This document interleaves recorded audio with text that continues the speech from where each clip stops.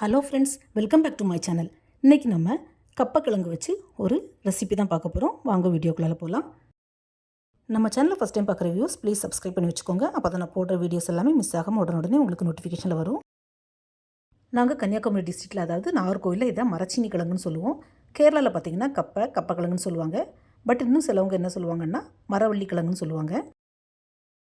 எனக்கு மும்பையிலலாம் இந்த மரவள்ளி கிழங்கு எப்போவும் கிடைக்காது.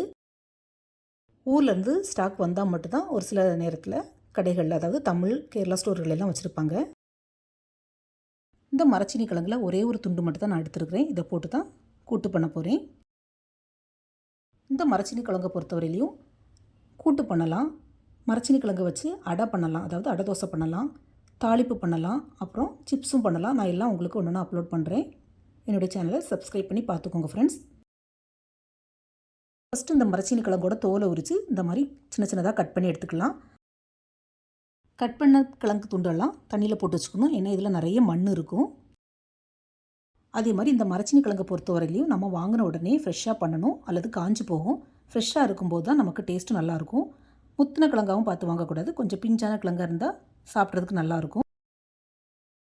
எல்லா கிழங்கையும் இந்த மாதிரி சின்ன சின்னதாக கட் பண்ணி எடுத்துக்கலாம். ரொம்ப தின்னாகவும் இருக்கக்கூடாது, ரொம்ப திக்காகவும் இருக்கக்கூடாது.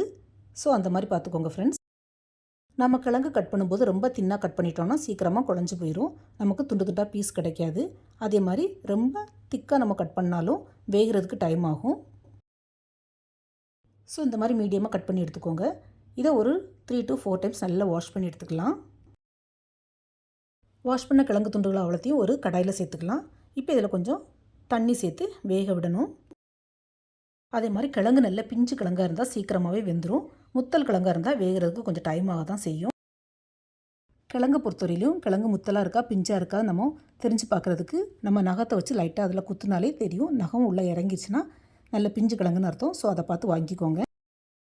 அதே மாதிரி என்னுடைய அம்மா கிழங்கு வேக வைக்கும்போது ஃபஸ்ட்லேயே உப்பு சேர்க்க மாட்டாங்க. ஃபஸ்ட்லேயே சேர்த்தாச்சுன்னா நல்லா வேகாது, டைம் ஆகும் சொல்லிவிட்டு பாதி வெந்ததுக்கப்புறமா உப்பு சேர்ப்பாங்க. நம்ம குக்கரில் வச்சு வைக்கிறதா இருந்தால் ஃபஸ்ட்லேயே உப்பு போட்டு வேக வச்சுக்கலாம். ஸோ அதே மாதிரி தான் நானும் பாதி வெந்ததுக்கப்புறமா தான் உப்பு சேர்த்துக்குவேன். இந்த கிழங்கு வேகிற நேரத்தில் நம்ம இதுக்கு ஒரு தேங்காய் மசாலா அரைச்சி எடுத்துக்கலாம். ஒரு மிக்ஸி ஜார் அல்லது பிளெண்டரில் கொஞ்சமாக துருவின தேங்காய், 2 பல் பூண்டு, ஒரு மிளகா வத்தல், கொஞ்சமாக சீரகம், 1/2 ஸ்பூன் போல் சீரகம், 2 சின்ன வெங்காயம், கொஞ்சமாக மஞ்சள் தூள், அப்புறம் கொஞ்சமாக தண்ணி சேர்த்து கொஞ்சம் குறப்பாக அரைச்சி எடுத்துக்கலாம்.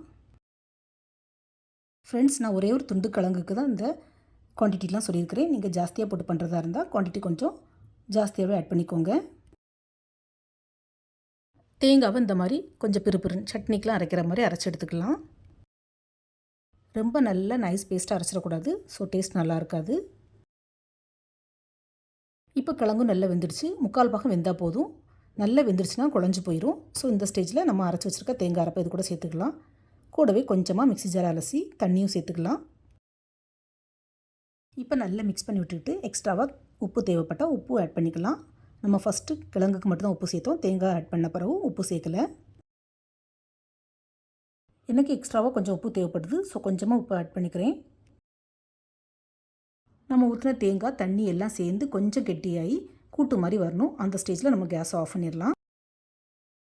கடைசியாக ஒரு தாளிப்பு மட்டும் கொடுக்கணும். இந்த கப்பக்கிழங்கு பார்த்திங்கன்னா கேரளாவில் ரொம்பவே ஃபேமஸ். கப்பக்கிழங்கு கூட்டும் மீன் குழம்பும் செம காம்பினேஷனாக இருக்கும். நீங்களும் மீன் குழம்பு கூட இதே மாதிரி ட்ரை பண்ணி பாருங்கள், செம்மையாக இருக்கும். வெஜிடேரியன்னா நீங்கள் ரசம் மோர் குழம்பு கூட ட்ரை பண்ணலாம். தாளிப்புக்கு எண்ணெயில் கொஞ்சம் கடுகு, உளுத்தம்பருப்பு, கொஞ்சமாக மிளகா வத்தல், கொஞ்சமாக கருவேப்பிலை சேர்த்து அதிலே தாளித்து கொட்டிக்கலாம். ஃப்ரெண்ட்ஸ், நிறைய பேருக்கு இந்த கப்பக்கிழங்கு கூட்டு எப்படி வைக்கணும்னு தெரியாது. ஸோ இதே மாதிரி நீங்களும் வீட்டில் ட்ரை பண்ணி பாருங்கள், உங்களுக்கு கண்டிப்பாக பிடிக்கும். உங்களுக்கு எப்படி வந்ததுன்னு உங்களுடைய ஃபீட்பேக்கை மறக்காமல் கமெண்ட் பண்ணுங்கள். இந்த வீடியோ பிடிச்சிருந்தால் மறக்காமல் நம்ம சேனலை லைக், ஷேர் அண்ட் சப்ஸ்கிரைப் பண்ணுங்கள். Thanks for watching. See you soon in the next video. Bye.